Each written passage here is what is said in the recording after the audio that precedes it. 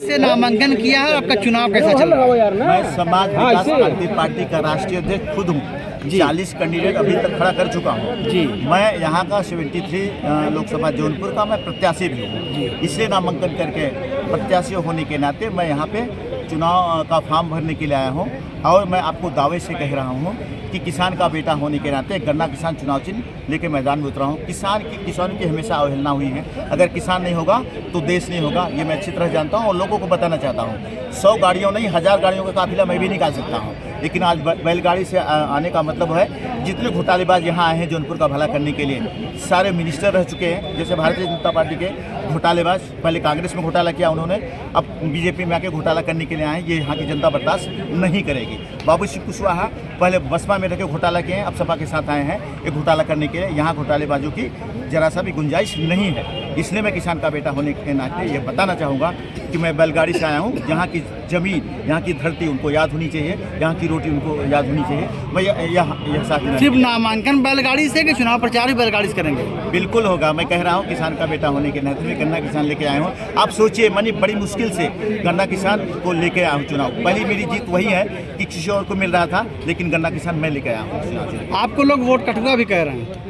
अरे भाई, कहने के लिए तो कोई कुछ कह सकते हैं, वो कहने के लिए कोई कुछ भी कह सकता है, लेकिन इससे साबित नहीं होता है। कहने के लिए तो कुछ भी है। पिछले आप 2 चुनाव लड़े बहुत आप मैं इंडिविजुअल लड़ा, पार्टियों से लड़ा, घोटालेबाज पार्टियों से लड़ा, इसलिए तो पार्टी बनाई। जाति के नाम से टिकट देते हैं, पैसा लेके टिकट देते हैं, काम करवाते हैं और पीछे से लात मारते हैं और भगा देते हैं पार्टी से। तो मैं इन सब चीज़ों को बर्दाश्त नहीं कर पाया। मैं क्षत्रिय समाज का होने के नाते सर्व समाज की इज्जत करने वाले, जैसे भगवान श्री रामचंद्र जी क्षत्रिय समाज के थे, सबरी के बेर खाए थे, मैं उस वैसा इंसान हूँ, भगवान का शिष्य हूँ। लोग कह रहे हैं भारतीय जनता पार्टी करती है कि भगवान को मैंने पैदा किया है, भगवान ने सबको पैदा किया है, ये मैं आपको बता। कितने वोटों से जीतेंगे और जीतने के बाद क्या करेंगे?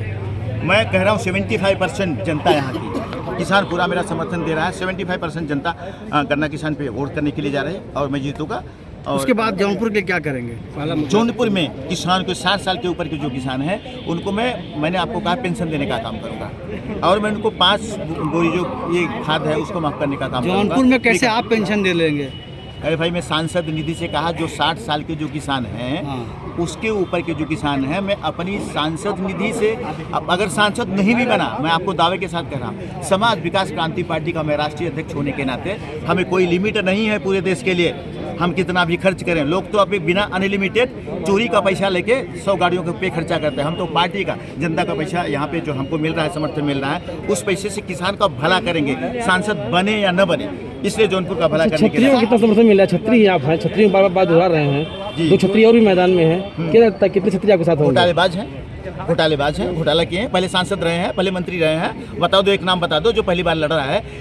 आदमी जब राजा बनता है तो पहले ये नहीं कर सकता कि भाई राजा था अब राजा और बनूंगा। एक बार किसी को एक तमाचा मारिए, बोले अब मारो तो बताता हूँ, फिर दूसरा मारा, फिर अब मारो तो बताता हूँ, कितनी बार मारेंगे? तो जनता इस बार बता देगी कि कौन सही है कौन गलत है। इसलिए मैं कह रहा हूँ। आप लड़ाई अपनी किसके साथ मानते हैं?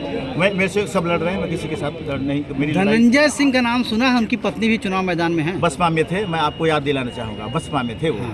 और मायावती ने उनको जेल में डालने का काम किया था, ये भी मैं आपको बता रहा हूँ। उनकी पत्नी तो इसलिए अपनी पत्नी को फिर वहाँ पे ले गए। जिस आदमी को, मैं क्षत्रिय समाज का ऐसा हूँ कि जहाँ थूक देता हूँ वहाँ चाटना नहीं हूँ। मायावती मुझे भी बुला रही थी, मैंने अपनी पार्टी को बोला कभी मायावती के पास वापस नहीं जाऊँगा, ये मेरा चैलेंज है। अपनी पार्टी बनाया, चुनाव लड़ूंगा। अच्छा, आप जीत गए तो पत्रकारों के लिए क्या करेंगे?